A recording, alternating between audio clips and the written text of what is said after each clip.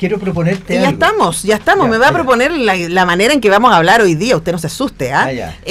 Vamos a darle la bienvenida ahora a nuestro próximo invitado. Como saben, cada día a estas horas conversamos con un académico de UNIAC para que nos ayude a pensar el mundo y para tener algunos elementos frente a algunas noticias, frente a algunos estudios, a cosas que están sucediendo. En este caso estamos con el profesor Fernando Muñoz, docente de la Facultad de Negocios y Tecnología. Fernando, ¿cómo estás? Bienvenido.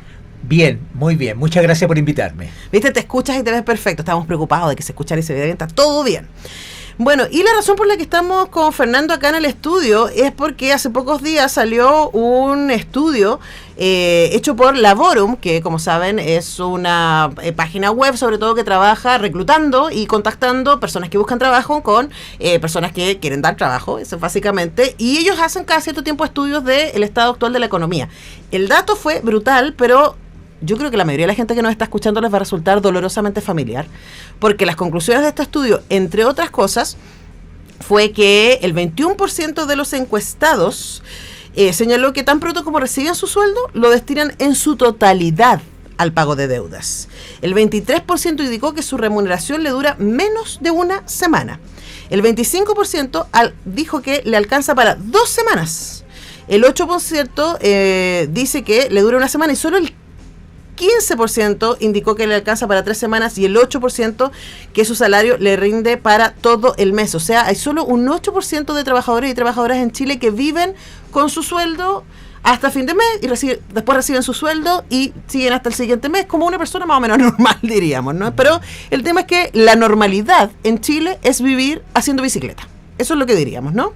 Así es, así es. Ahora, se me ocurren un montón de consecuencias psicológicas de aquello, además porque, insisto, tampoco es tan ajeno a nadie que nos está escuchando, ni siquiera a quienes nosotros estamos conversando acá.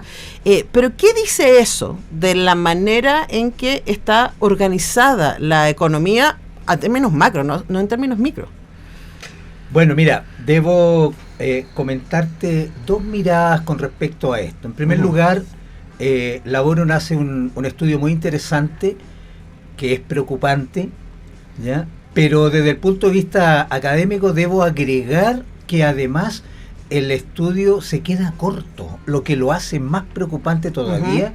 Y tú mencionaste muy bien que aquí se produce el fenómeno de la bicicleta económica que tienen familias que sienten que el sueldo no les alcanza a llegar todo el mes.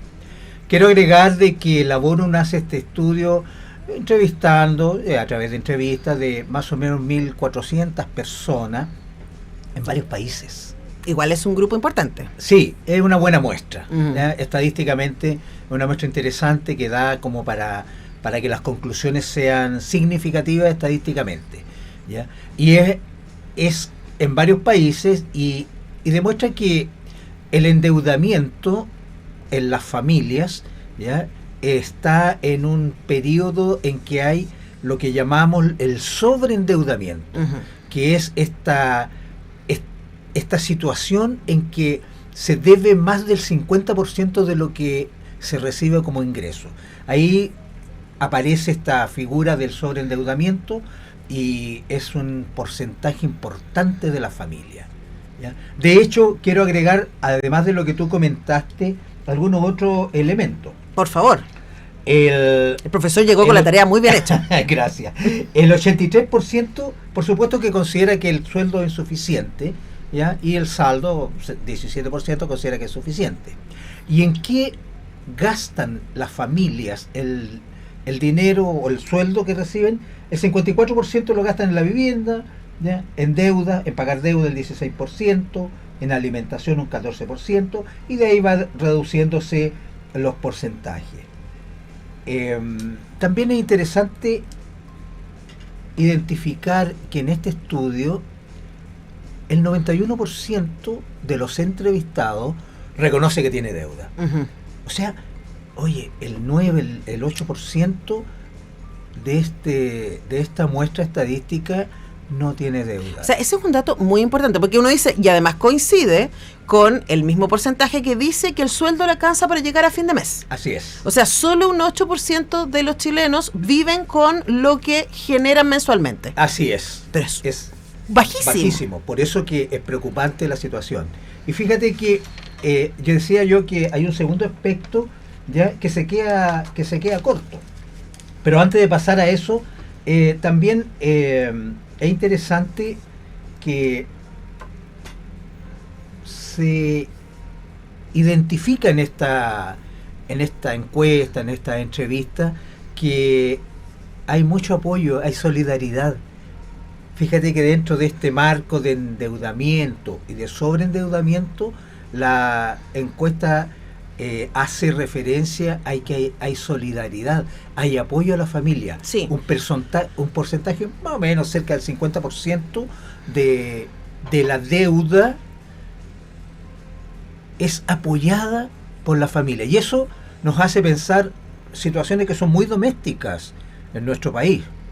¿Ya? Donde el papá apoya la deuda de los hijos apoyan la deuda del papá, o un hermano apoya la deuda de otro hermano. Sí. ¿Te fijas? Entonces, un aspecto luminoso, pero positivo, es que hay redes de solidaridad frente a las deudas. ¿Ya?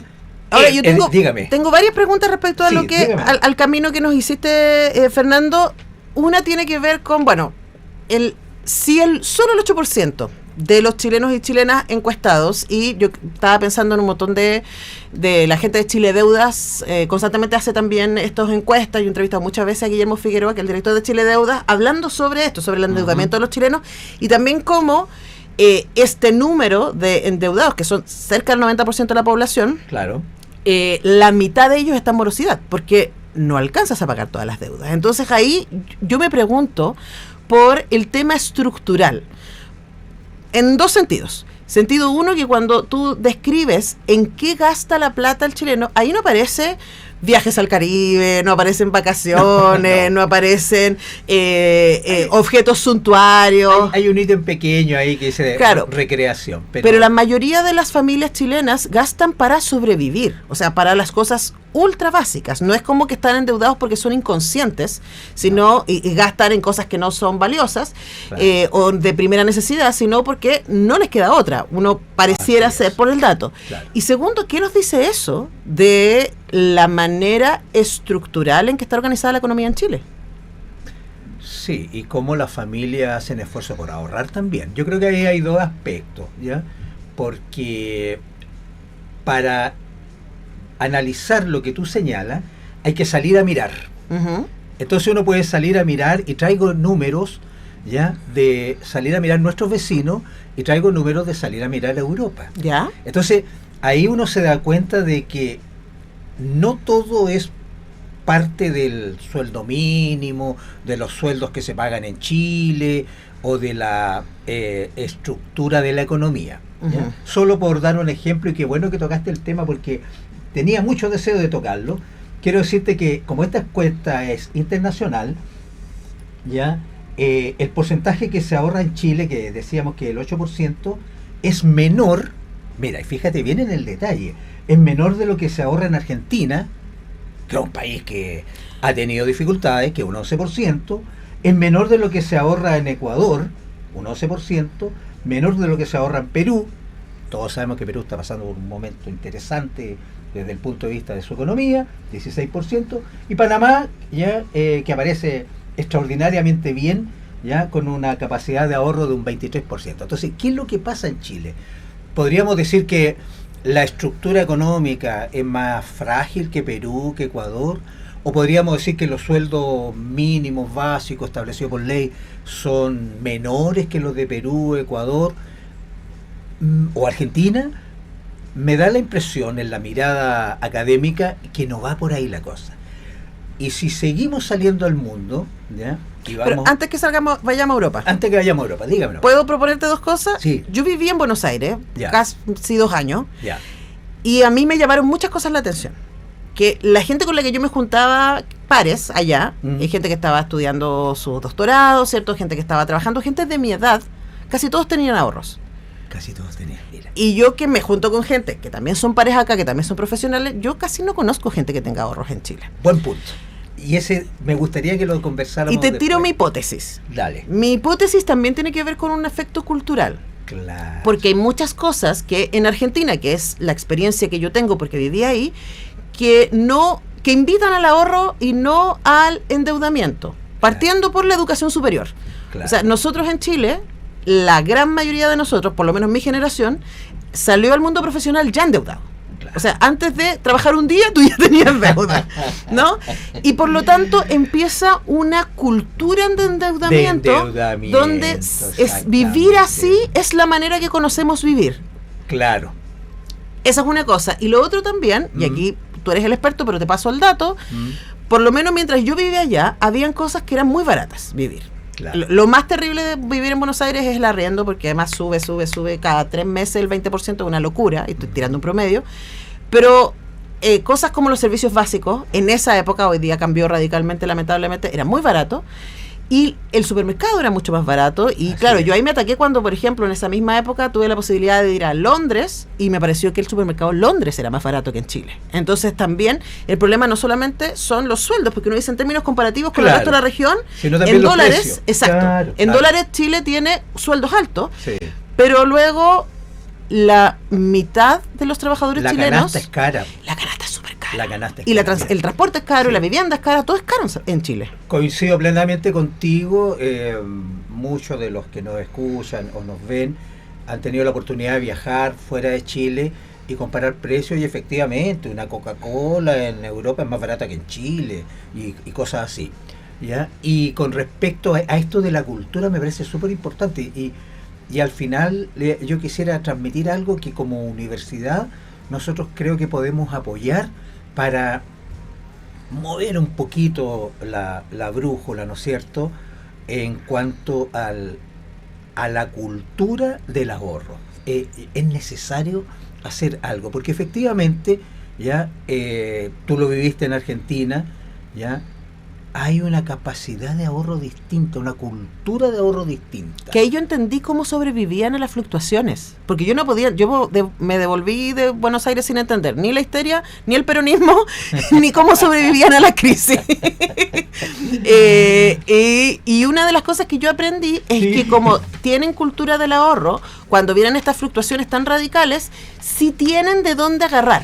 Tienen de dónde agarrar. Y como no están endeudados, claro, la mayoría, ¿no? Entonces, claro, suben las cosas súper fuerte, y entre que se acomodan los sueldos a estos aumentos tarifarios, de precios, etcétera, la inflación en general en Argentina es una cosa muy difícil, mientras se ponen al día los sueldos con la calidad, con el costo de la vida, hay de dónde agarrar. Y en el caso de nosotros, cuando la inflación la tenemos bastante controlada, pero el tema es que una cosa que sale del cotidiano, si nos enfermamos, si entonces hay un gasto, vamos al banco y se nos descalabra todo, porque estamos endeudados. Sí.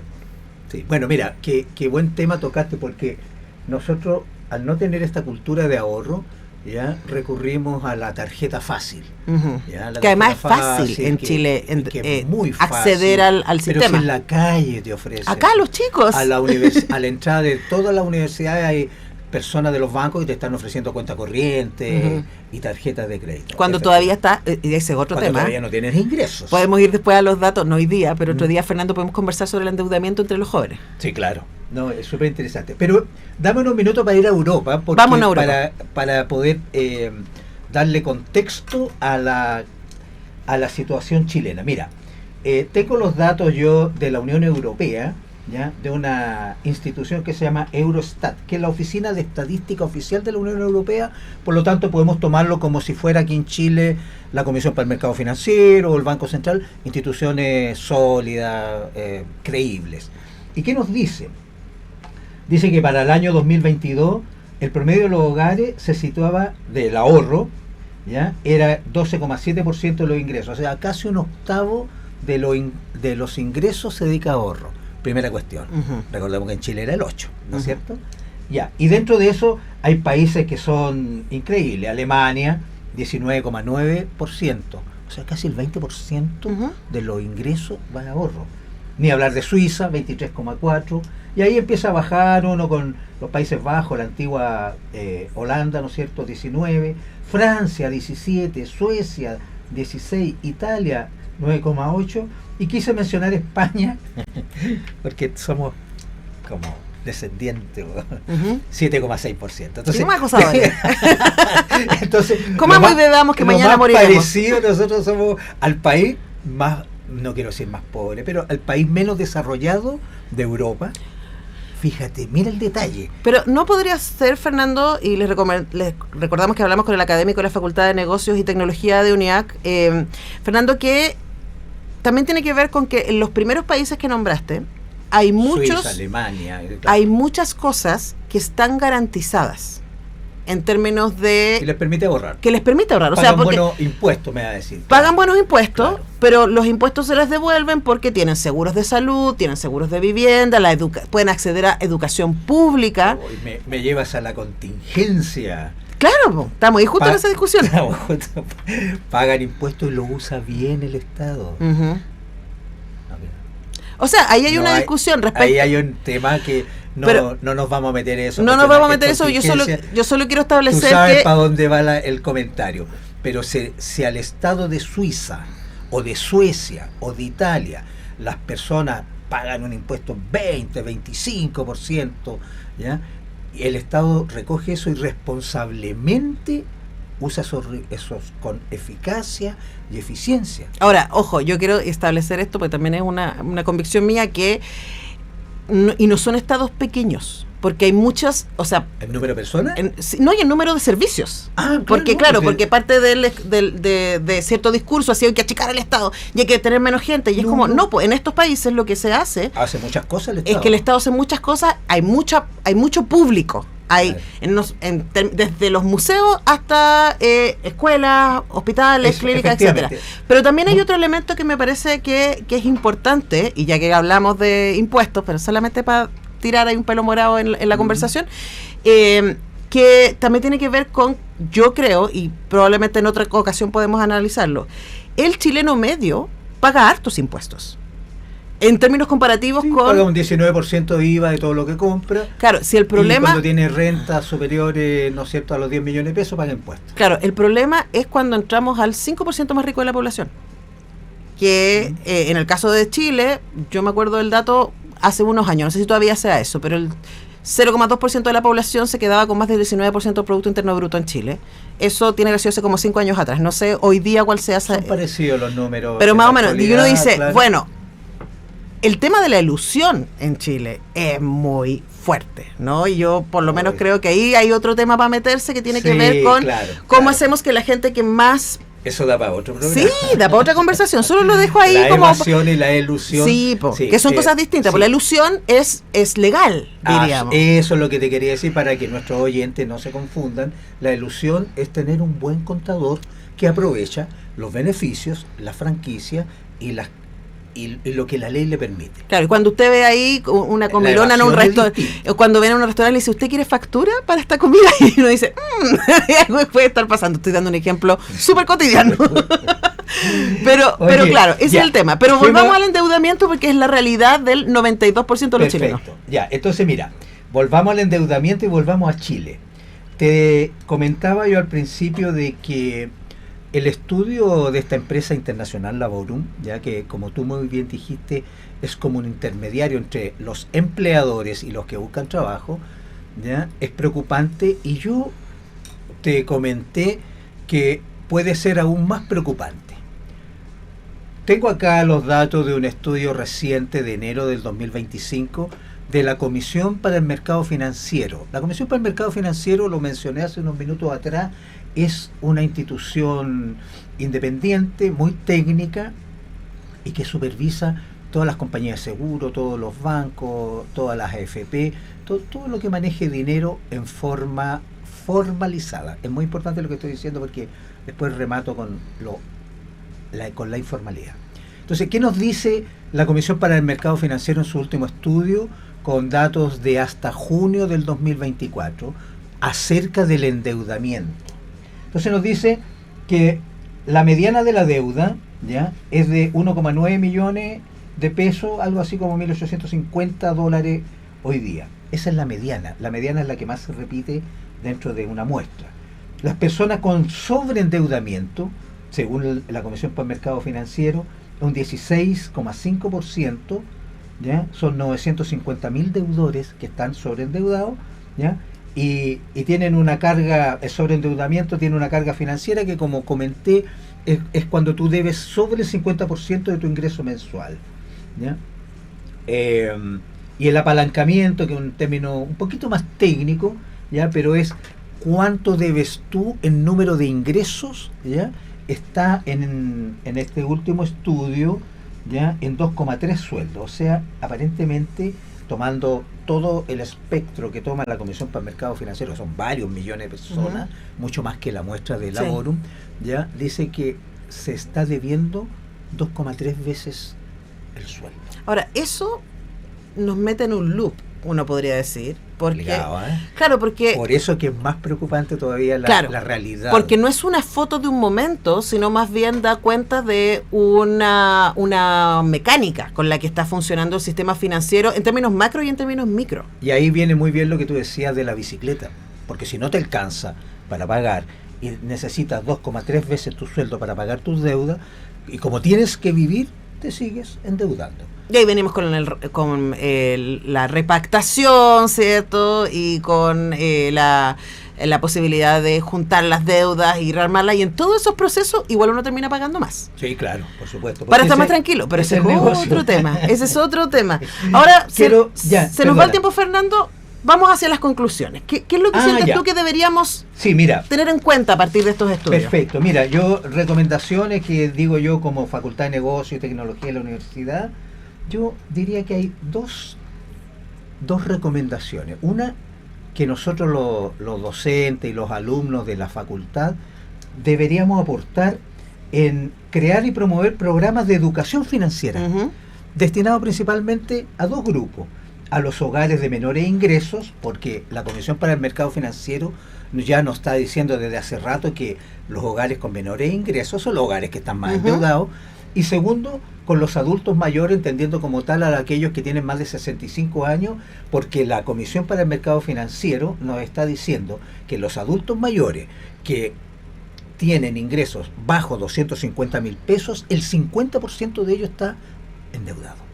Entonces, yo creo que a los adultos mayores hay que darle educación financiera y buscarle alguna manera como ellos puedan manejar mejor sus finanzas, ¿ya? Y a los hogares de menores ingresos. Esa es la primera sugerencia que yo me atrevo a hacer. Y la segunda, ¿ya? Y me sirve para rematar el tema que quería decir anteriormente, es que yo sugiero que nuestra universidad haga un estudio de endeudamiento, ya, en los mercados de financiamiento no formalizado.